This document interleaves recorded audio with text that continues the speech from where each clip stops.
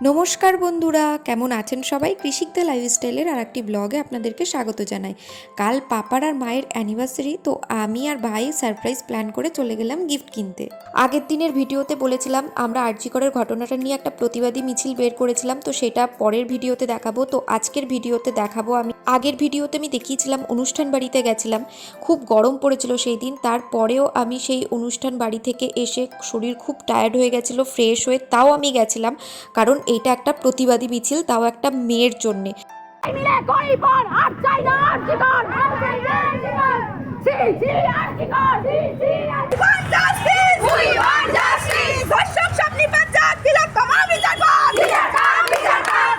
আমি শুধু ভাবছি এই কাজটা কি করে করলো, একটা মেয়ের সাথে এই রকম খারাপ কাজ কি করে করলো। আমরা মেয়ে বলে তো এরকম না যে আমরা মানুষ না, আমরাও তো মানুষ।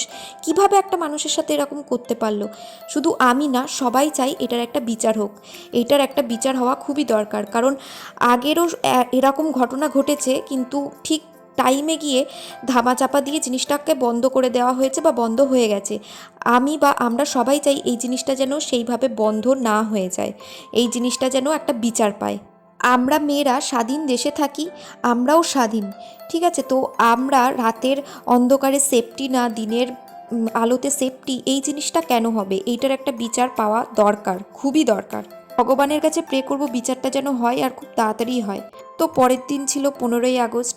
তো আমরা পাড়ার সবাই, বাচ্চা কাচ্চা, ছোটো খাটো কুচে কাচা মিলে সবাই পতাকা তুলে নিচ্ছিলাম। এটা আমার বাপের বাড়ি পাড়া। আমি সেই দিন বাপের বাড়িতে ছিলাম, তো এখানে পতাকা তুলে নেওয়া হচ্ছিল। পতাকা তুলে নেওয়ার পরে তারপর সবাইকে, সব বাচ্চা কাচ্চা সবাইকে মিষ্টি, লজেন্স, জিলিপি দেওয়া হলো।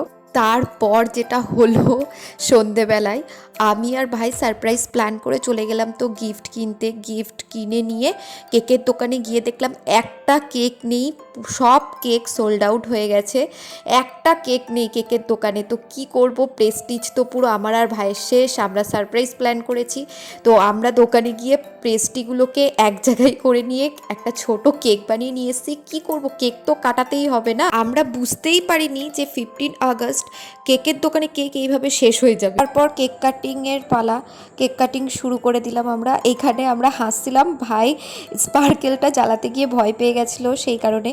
তো কেক কাটিং হয়ে, এটা তো আর কেকটা ধরতে গেলে প্রেস্টি, তো কিছু করার নেই, কেকটা ছিল না। তো কেক কাটিংয়ের পরে মা আর পাপা কেক খাইয়ে দিল। মা পাপাকে দিল, পাপা মাকে দিল, পাপা মা দুজন আবার আমাকে দিল, ভাইকে দিল। এইভাবেই ছোট্টখাট্টো একটা সেলিব্রেশন হলো। তারপর পাপার মাকে আমি আর ভাই দুজনে মিলে এই গিফটটা দিলাম। পাপার মা গিফট পেয়ে খুবই খুশি হয়েছিল।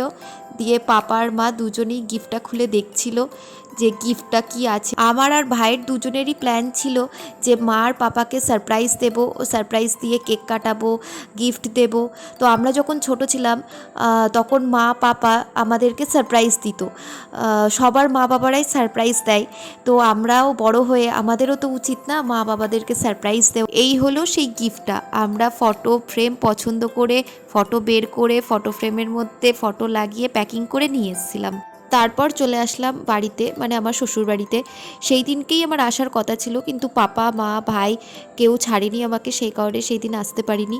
তো আজকের ভিডিওটা এই পর্যন্ত। ভিডিওটা ভালো লাগলে লাইক কমেন্ট শেয়ার করবেন। আমার চ্যানেলের নতুন নতুন ভিডিও পেতে চ্যানেলটাকে সাবস্ক্রাইব করবেন। ভালো থাকবেন, সুস্থ থাকবেন, সাবধানে থাকবেন। দেখা হচ্ছে নেক্সট ব্লগে। টাটা।